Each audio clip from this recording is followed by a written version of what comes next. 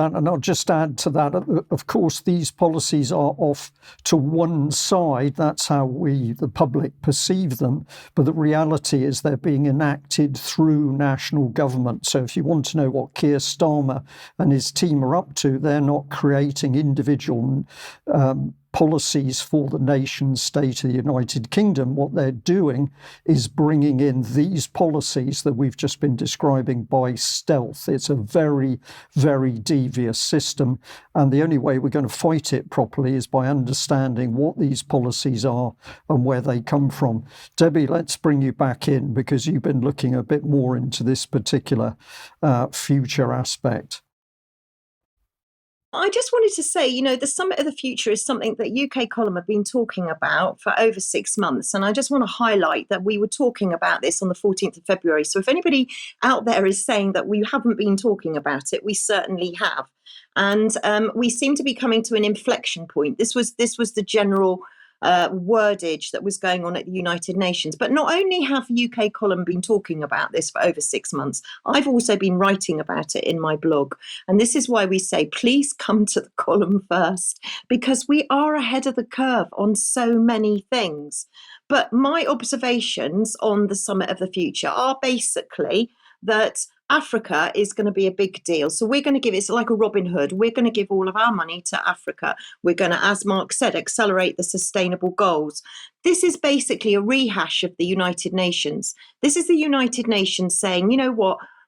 Model 1 is now gone. We are now going to launch the New World Order. This is what it's all about. The Pact for the Future is the New World Order, and peace and security was mentioned over 40 times in the Pact for the Future, and the word strengthen was mentioned over 100 times, I think. So that's where we're going. This is the launch of the New World Order.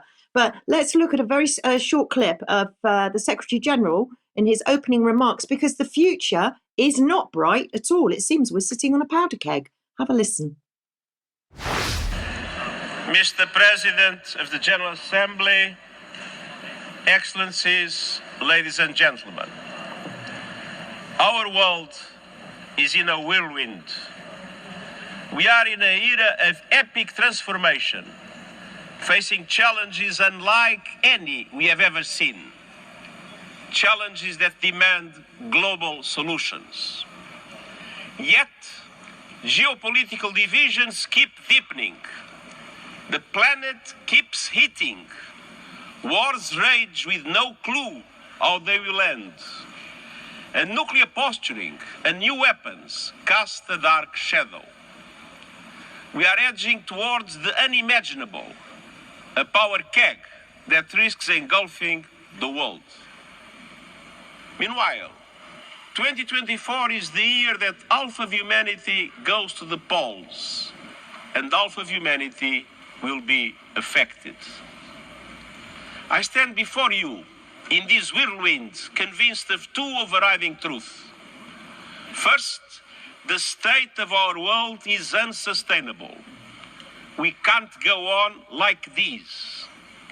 And second, the challenges we face are solvable. But that requires us to make sure the mechanisms of international problem solving actually solve problems. The Summit of the Future was a first step, but we have a long way to go. Long way to go. Well, the next place to go is the UN Climate Change Conference in Baku in Azerbaijan. This is going to be held between the 11th and 22nd of November. And for anybody that's interested, you can go now and get the Observer Handbook, which has been published online.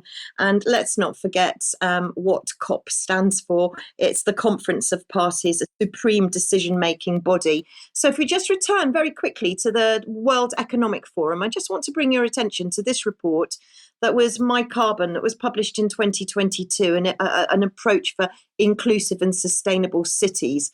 But I want to draw your attention to a paragraph that has been going around on social media, because it actually says COVID-19 was the test of social responsibility. A huge number of unimaginable restrictions for public health were adopted by billions of citizens across the world. There were numerous examples globally of maintaining social distancing wearing masks, mass vaccinations, and acceptance of contact tracing applications for public health, which demonstrated the core of individual social responsibility. So there you go. They're admitting that this was one big experiment, as we all said. And looking forward to Davos already. It's not long, 20th to the 24th of January for the WEF annual meeting. They're going to be discussing geopolitical shocks, stimulating growth to improve living standards, and of course, energy transition. And if you want to know more, you can go to Davos, to the website, and you can get more information there. Not long to wait.